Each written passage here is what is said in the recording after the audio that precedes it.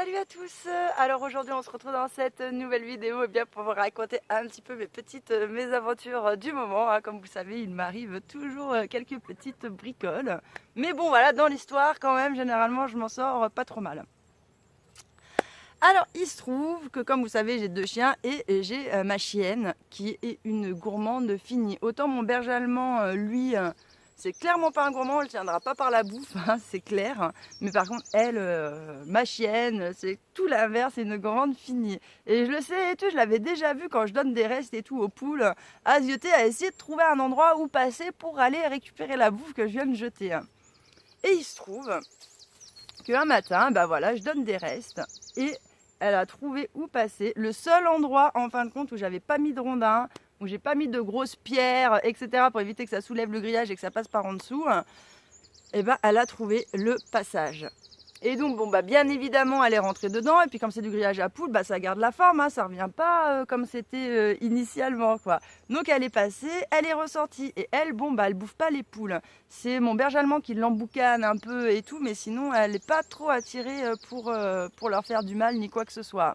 Donc, elle ressort nickel du poulailler. Pas de souci. Le problème, bah, voilà, c'est que le grillage, lui, bah, il reste levé. Et en fin de compte, eh bien, heureusement quand même, j'ai mon petit coq et mes oies qui sont restés à l'intérieur. Mais mes 5 poules, en fait, eh bien, elles se sont barrées, elles se sont fait la malle. Et donc quand même, par chance, fort heureusement, si vous voulez, ici, là, vous pouvez voir ce petit bac bleu. Pour l'instant, c'est leur mini pataugeoire aux oies. Bon, les pauvres, elles ont que ça. Hein. C'est en attendant que je fasse mieux. Et du coup, bon, bah, comme avec les chaleurs et tout ça, ça a vite tendance quand même à ce que l'eau s'évapore et à être vide, surtout qu'elles boivent un peu dedans, etc. Du coup, eh bien, j'étais en train d'arriver en fait au niveau du poulailler avec mes 2 arrosoirs pour remplir ce bac-là. Et là, qu'est-ce que je vois, hein? Je vois mes poules qui sont dehors et mon berger allemand au taquet. Il arrive, mais je pense j'arrivais vraiment pile au moment où les trucs se barraient, quoi. Truc de dingue. Il arrive et il m'en chope une au passage. Oh là là là là là là là là. Un truc de fou. Hein. Un truc de fou. Hein. À ce moment-là, j'attrape mes chiens. Et puis bah j'ai toujours une laisse qui traîne dans un coin et tout. Et je les attache à un arbre. Et puis bon bah là c'est parti pour bah, déjà aller chercher les poules qui se sont fait la malle quoi. Donc je les attrape, je les remets dans le poulailler et tout se passe bien. Et puis bah là j'attrape ma poule qui bah en fait la poule qui s'était fait croquer par le chien, bah elle bougeait plus quoi, elle était tétanisée de peur et tout. Et donc bon bah à ce moment-là je l'attrape et je me rends compte que bah, elle saigne nulle part. Elle a aucune blessure extérieure. Et je vois elle respire, elle a pas de mal à respirer ni rien. Donc je me dis déjà, il n'a pas dû serrer hyper fort, et, enfin il l'a pas croqué quoi. Donc déjà ça me rassure. Mais bon, j'avais quand même peur à ce moment-là qu'il y ait quelque chose au niveau interne en fin de compte qui se passe et que ça se voie pas. Et le souci en fait, eh ben, c'est que comme une poule ça parle pas, hein, on sait pas dans quel état de souffrance elle se trouve et tout. Et j'étais un peu embêtée. J'étais un peu embêtée parce que je savais pas si il fallait que je la zigouille ou s'il fallait que je lui laisse sa chance quoi. Bon, comme elle avait pas l'air, elle avait plus l'air en fait de paniquer que vraiment de souffrir, j'ai décidé de la garder et puis d'aller régulièrement voir comment elle allait. De toute façon, c'était pas compliqué, c'était passé vers 10h du matin. Dans tous les cas, dans l'après-midi, si jamais il y avait une hémorragie interne ou quoi que ce soit, elle serait morte quoi. Donc je laisse passer quelques heures et en milieu d'après-midi, eh bien voilà, ma petite poule est toujours vivante, donc ça me laisse beaucoup d'espoir quant à la suite. Et du coup, bah, elle est quand même hyper traumatisée, elle bouge plus de l'endroit où je l'avais mis dans son poulailler, elle bouge plus de là, elle est vraiment en stress de malade quoi. Bon, en même temps, ça peut se comprendre, vu la péripétie qui vient de lui arriver. En plus de ça, elle s'est fait plumer l'arrière-train, un truc de dingue. La pauvre. Et donc bon bah voilà, elle est traumatisée de malade. Et le lendemain, bon quand même je la sors du poulailler. Là maintenant c'est le 3e jour. Et bah, elle est toujours un peu stressée, hein. Elle sort du poulailler, elle va manger, mais après elle se cache sous le poulailler, quoi, hein. Elle se balade plus dehors comme elle faisait. Elle est trop en panique, ma petite poule d'amour. Oh là là là là. Quelle histoire, mais quelle histoire. Et ce stress que j'ai eu, quoi, de fou. Bon, bah voilà, de toute façon, je sais, hein, maintenant c'est mort. Mon berger allemand ne se fera jamais, jamais, jamais aux poules. Donc voilà, je sais qu'avec ma chienne, ce sera une possibilité de pouvoir les lâcher dehors en surveillant et tout. Franchement, elle leur fera pas de mal. Et puis en fin de compte, les prochains chiens que j'aurai, il faudra que je les habitue des petits, voilà, à traîner avec les poules, les oies, etc. Et comme ça, c'est un problème qui se réglera, hein. Donc, mais bon voilà, il va me falloir encore être un petit peu patiente. Et donc du coup, c'est pour ça que j'ai l'intention d'agrandir pas mal le poulailler, histoire qu'elles aient quand même beaucoup plus de place. Ensuite, pour continuer avec les animaux qui vous font du carnage, eh bien nous allons continuer avec les campagnols, hein, bien évidemment. Donc là, cette parcelle là, ici, avant j'avais des patates, mais je les ai levées parce que bien je me suis rendu compte que bien j'avais des campagnols qui étaient dans cette parcelle là. Et bien, quand j'ai tout levé, en effet, hein, j'ai trouvé des galeries de malades.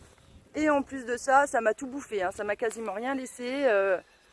Je vais vous montrer ce que j'ai récolté sur les 2 parcelles que j'ai faites. Vous allez halluciner, quoi. Et donc j'ai aussi celle-là, pareil. C'est d'ailleurs sur celle-là, la première, que je me suis rendu compte que j'avais des campagnols qui étaient dedans. Et clairement, bah, c'est pareil, ça m'a tout bouffé. Donc bien, j'ai tout enlevé et j'ai semé des engrais verts. Alors, en engrais verts, cette année, il me restait de la moutarde de l'année dernière. Et alors, c'est pas de la moutarde que je fais ma moutarde avec, hein. C'est la moutarde avec laquelle je fais ma moutarde, c'est de la moutarde japonaise. Là, c'était vraiment juste un engrais vert que j'avais acheté comme ça. Donc, il m'en restait, donc j'en ai mis, et j'ai aussi mis du seigle parce que le seigle chez moi, ça tient tout l'hiver, alors que la moutarde, ça tient pas tout l'hiver. J'ai vraiment eu de la chance l'hiver dernier que ma moutarde japonaise tienne le coup. C'est parce qu'on a eu un hiver doux. D'autant plus, j'avais pas mis de protection, il y a eu la neige, etc. Je sais pas comment elle s'en est tirée. Mais voilà, elle a tenu le coup cette année, il faudra que je la protège, hein, parce que si on a un hiver rigoureux comme il doit l'être à l'accoutumée, bon bah voilà, la moutarde ne tiendra pas. Et je suis en train de voir en même temps que je fais la vidéo. J'aurais jamais cru, mais j'ai déjà la moutarde en fait compte qui est en train de sortir, alors que c'est la sécheresse de fou, hein, chez moi. Franchement, ça ne pleut pas une gouttelette d'eau chez moi. Je suis au même stade que l'année dernière au mois d'août, pour vous dire à quel point c'est sec. Cette année, il est tombé 2 fois moins d'eau que l'année dernière. Et heureusement que j'ai 4000 litres d'eau, hein, exclusivement pour le potager. Donc c'est en plus de l'année dernière, et je me retrouve en galère au même stade que c'était août l'année dernière. C'est un truc de dingue. C'est sec, sec, sec. Alors, ils annoncent de la pluie cette fin de semaine. Alors je vous en supplie, envoyez-moi toutes vos ondes positives de pluie et tout. Je suis même prête à me taper la grêle. Je m'en fous. Je m'en fous. Je veux de la pluie. Même s'il y a de la grêle avec, c'est pas grave. Mais il faut qu'il pleuve. Il faut qu'il pleuve parce que c'est le carnage. J'ai toutes mes cuves qui arrivent à la fin. J'ai arrosé aussi déjà les fruitiers. Je leur ai donné un petit coup parce que hors de question que mes fruitiers ramassent. Donc cette année, de toute façon, c'est pas compliqué. Si vraiment ça se met pas à pleuvoir, honnêtement, je laisse mourir le potager et je ne garde que l'eau qu'il me reste pour les serres et les arbres fruitiers. Cette année, c'est vraiment ma priorité. Alors envoyez-moi de bonnes vibes, il me faut de la pluie. Donc, malgré la sécheresse, j'ai quand même la moutarde qui lève. Alors ça, franchement, je suis quand même hyper étonnée. Cette parcelle-là, de toute façon, je l'ai lancée un petit peu plus tard. Donc elle va finir par sortir. Et puis de toute façon, le jour où j'aurai un petit peu de pluie, voilà, ça va lever, hein. Et donc, sur cette parcelle-là, j'ai bien peur qu'il y soit aussi. J'ai cassé, comme vous pouvez voir, les bouts parce que j'avais l'impression qu'au milieu, il n'y était peut-être pas encore. J'attends de voir, espérant récolter un chouïa plus, quoi. Donc voilà, là je vous montre donc la récolte de pommes de terre sur ces 2 parcelles, un quart on va dire, puisqu'à la 3e j'ai commencé à en prendre un petit peu dedans. Hein. Et donc bon, bah, vous voyez bien que c'est quand même pas la folie. Hein. Alors clairement l'année prochaine il va falloir que je passe à un plan d'action. Hein. Donc bien évidemment ce qui m'est suggéré c'est d'enterrer du grillage pour éviter gna gna gna. Bon, je suis pas contre le truc du grillage, c'est vrai que ça peut être une bonne idée. Le souci c'est que déjà il faut le mettre en place, c'est grave du taf. Et le problème quand on installe ce genre de grillage, eh bien c'est que si on veut faire des rotations de culture et pas faire ses pommes de terre tout le temps au même endroit, hein, bah, il va falloir que j'en fasse des parcelles grillagées quoi. Donc bon franchement, ça me botte pas trop ça comme technique. Je voulais essayer des plantes. Alors au début, j'avais essayé avec les euphorbes. Là, j'en avais acheté. Le problème, c'est que sur les 10 graines que j'avais, il n'y en a que 2 qui ont levé. Hein. Et que, hein, comme vous connaissez ma chance légendaire, et donc, les seuls endroits où je les ai mis, c'était dans la butte où je voulais mettre mes légumes perpétuels. Parce que je m'étais dit, bah, au moins, ils ne me boufferont pas ceux-là. Hein. Le souci, c'est que les légumes perpétuels n'ont pas levé. Hein. Et que du coup bah, j'ai placé les euphorbes à cet endroit, donc à la finalité elles ne servent pas à grand chose. Donc on verra l'année prochaine. Je me suis renseignée un petit peu sur internet, il y en a aussi qui préconisent d'autres plantes, donc je vais essayer aussi. Je pense que l'année prochaine je vais tester avec des plantes qui sont censées être un petit peu répulsives, et si vraiment ça ne le fait pas, bah, je serai obligée d'envisager soit le piégeage, soit de mettre du grillage pour éviter ce problème là, parce que contrairement aux idées reçues de certaines personnes, peut-être qu'il y en a qui n'ont aucun souci avec et qui arrivent à les laisser et puis qui leur mangent juste ce qu'il faut et qui leur en laissent suffisamment pour eux. Personnellement, moi si je laisse les campagnols me les bouffer, clairement je ne mangerai jamais de patates quoi. Hein, parce que moi ça me bouffe tout, c'est pas ils m'en laissent pour moi et tout. Non, non, non, c'est ils bouffent tout. Hein. Donc clairement c'est pas possible, il va falloir prendre des décisions radicales si ça continue comme ça dans les prochaines années. Donc voilà, ce sera une affaire à suivre, on verra. L'année prochaine, quand je vous dis, je teste avec des plantes. Si vraiment ça ne le fait pas, je verrai si je pars sur le piégeage ou si je fais du grillage. De toute façon, je vous tiendrai au courant. Alors je vais vous montrer un petit peu de loin la gueule du potager qui est vraiment carnage franchement cette année, lié à la sécheresse. Hein, j'ai tout qui est en train de mourir, donc ça fait un peu vide alors que c'est censé être avec le plein boom de la saison, hein, en fin de compte. Vous allez voir que voilà, c'est sec. Je rêve qu'il pleuve. Qu'est-ce que j'en rêve? Mais qu'est-ce que j'en rêve? Je crois que tous les gens que je rencontre, je leur parle de la pluie, quoi. Et donc, vous voyez, vers chez moi, c'est vraiment hyper sec. Là, j'ai mes carottes, elles ont le galère à pousser, hein, ça manque d'eau, donc fatalement... tout prend plus de temps à pousser. Alors déjà que j'ai un climat qui est frais, hein, et ça a du mal à pousser. Et en plus de ça, là avec la sécheresse, franchement, voilà quoi. Par contre, vous voyez, mes oignons que j'ai fait en semis, mes oignons géants là, franchement, ils sont super beaux. Ils commencent à bien grossir. Et je les ai même mieux réussi en partant de mon semis à moi que d'acheter... les petits oignons là que j'ai plantés. J'en ai perdu pas mal alors que ceux-là ça tient bien la route, donc je suis quand même contente.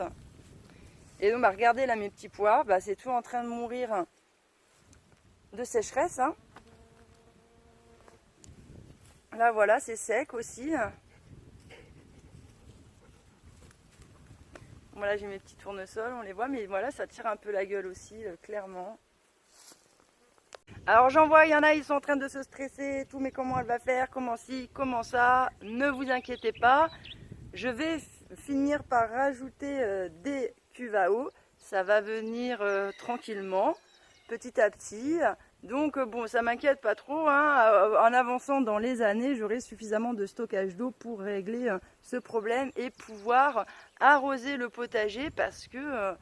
oui, je suis d'accord, il y en a, ils n'ont pas besoin d'arroser le potager, mais pour ça, il faut qu'il pleuve assez régulièrement. Chez moi, ça correspond un peu comme dans le sud, même des fois dans le sud, il pleut plus que chez moi. Hein. Et donc, moi, je suis obligée d'arroser à un moment donné, même si je mets un bon paillage, nani, nania, à un moment donné, il faut arroser les plantes parce que sinon, ça meurt, ça pousse pas. Bref, c'est le carnage. Donc, je croise les doigts, ils annoncent peut-être de la pluie cette fin de semaine. Franchement, j'espère que ça va me tomber dessus. même une grosse grêle qui me ravage tout, franchement je m'en fiche, je veux qu'il pleuve. Voilà, et bien écoutez, je pense que c'était tout pour cette vidéo. Je vous remercie de m'avoir écouté et je vous dis à bientôt dans une prochaine vidéo.